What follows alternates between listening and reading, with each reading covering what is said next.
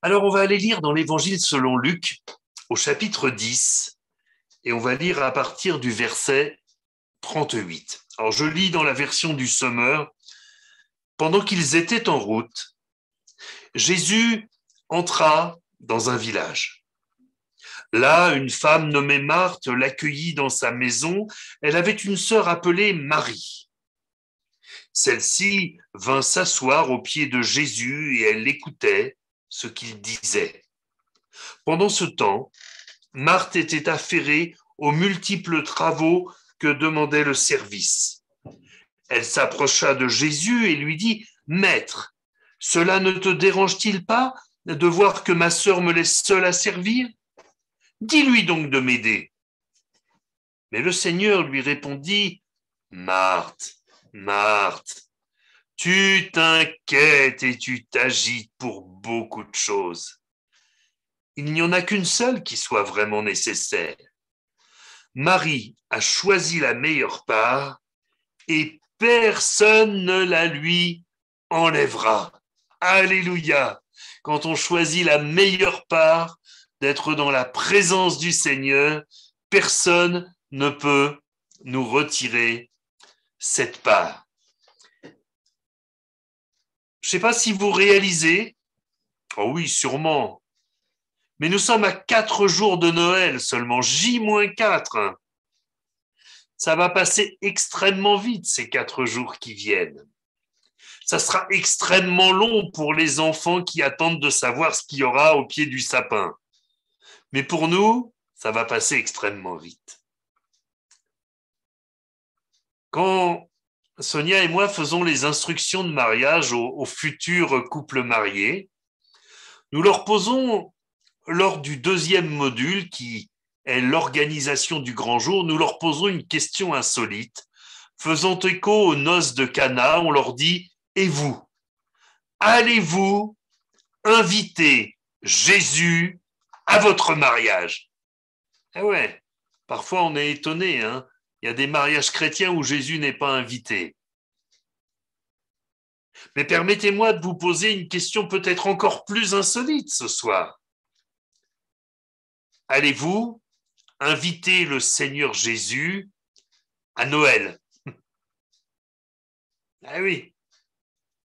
Parce que Noël sans le Seigneur Jésus, j'ai l'impression qu'il va manquer quelque chose. J'ai l'impression que c'est pas possible. Et finalement, on se retrouve dans la situation de Marthe. Marthe faisait plein de choses pour le Seigneur. Elle voulait que la maison soit nickel, elle voulait que le repas soit impeccable, elle voulait que tout soit bien organisé, elle voulait sélectionner toutes choses, faire attention à chaque détail. Elle faisait tout pour le Seigneur, mais sans le Seigneur. Et voyez-vous, parfois, ça peut sembler étonnant, mais on peut avoir des activités pour le Seigneur et les faire sans le Seigneur.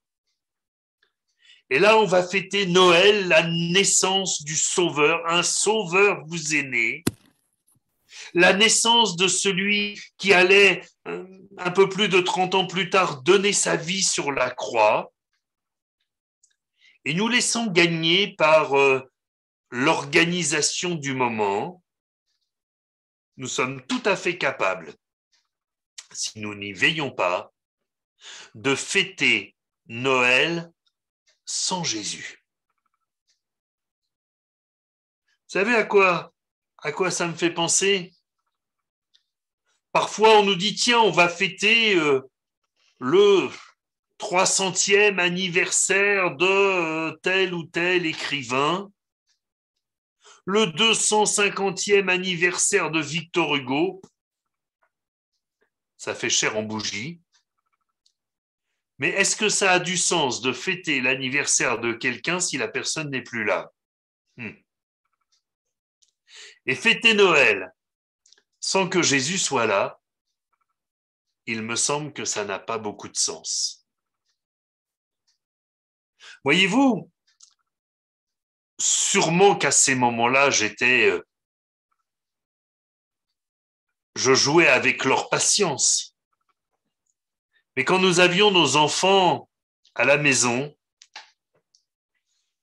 nous avions pris l'habitude, quand ils ont commencé à grandir, de leur donner les cadeaux le 24 au soir, parce que ça n'avait pas beaucoup de sens d'attendre le 25 au matin.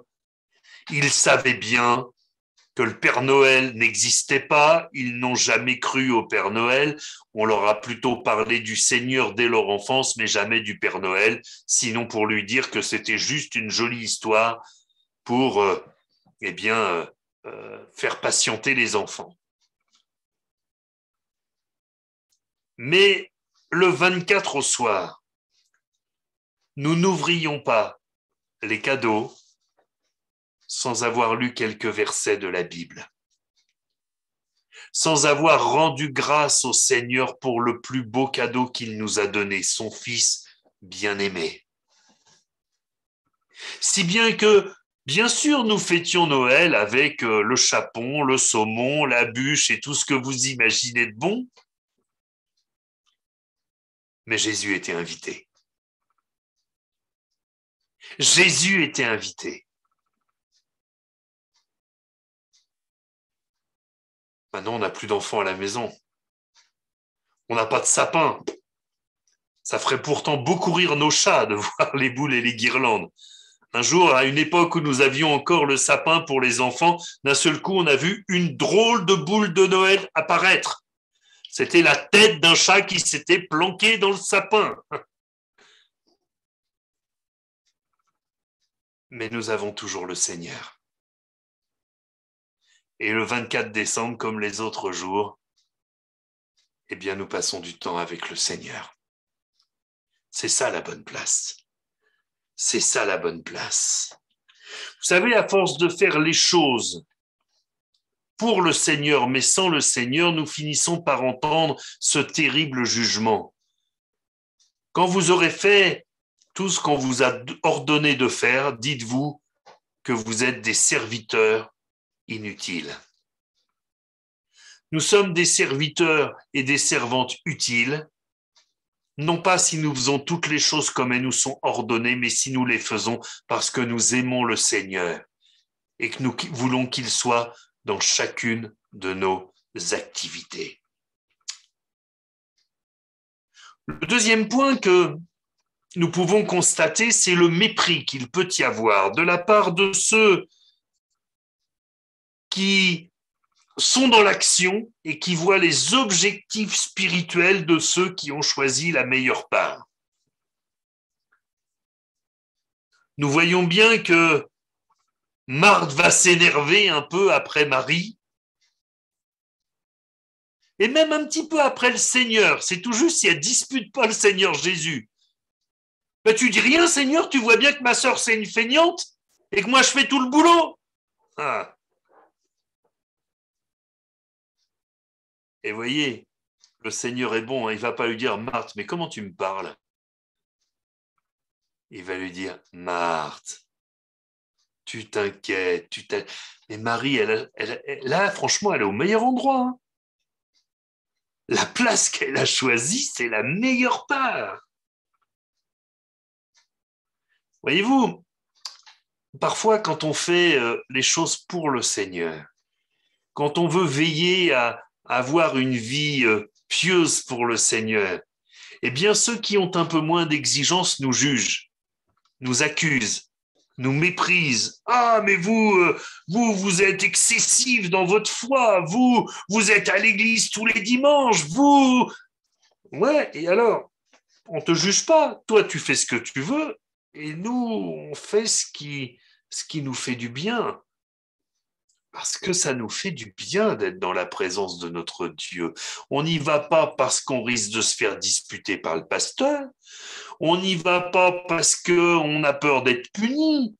On va dans la présence de Dieu parce qu'on aime la présence de Dieu. Ça nous fait du bien. C'est ça la meilleure part. Et si d'autres veulent nous juger, eh bien, ils nous jugent.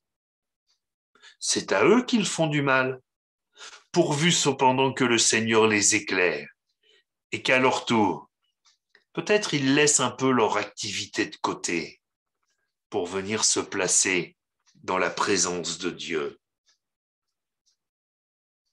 Et puis,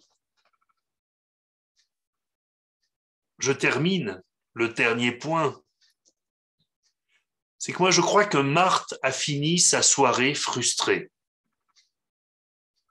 Parce qu'elle voulait tellement que tout soit parfait.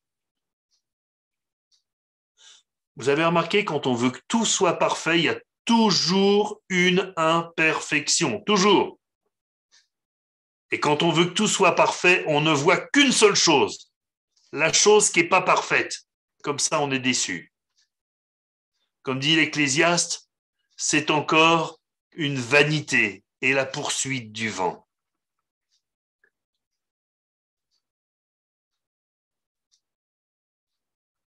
Si nous nous fixons la perfection dans nos œuvres comme objectif, nous finirons toujours par être frustrés. Nous finirons toujours par être malheureux. Mais si nous nous réjouissons quand le Seigneur est là et que nous sommes dans sa présence, alors ça c'est la joie véritable. Franchement, le culte de dimanche, il n'était pas parfait. Tous les musiciens ont fait du bon travail, mais moi, je sais que j'ai fait quelques fausses notes, je le sais. J'ai été le premier à les entendre. Peut-être qu'il y en a d'autres qui ne les ont pas entendues, mais c'est pas grave. Moi, je vais voir que... Ouais. Je suis pas parfait. Mais c'est pas grave. Parce que mon objectif de dimanche matin, c'était pas d'être parfait. Mon objectif, c'était de me réjouir dans la présence de mon Dieu. Et vous savez quoi ? Cet objectif-là, le Seigneur m'a permis de l'atteindre. Je me suis réjoui dans la présence de mon Dieu avec mes frères et sœurs. Alors, je reviens à notre soirée de réveillon de Noël. Et puis, on le sait, les week-ends autour, et puis le Nouvel An dans la foulée, tout ça, ça va être toutes ces festivités.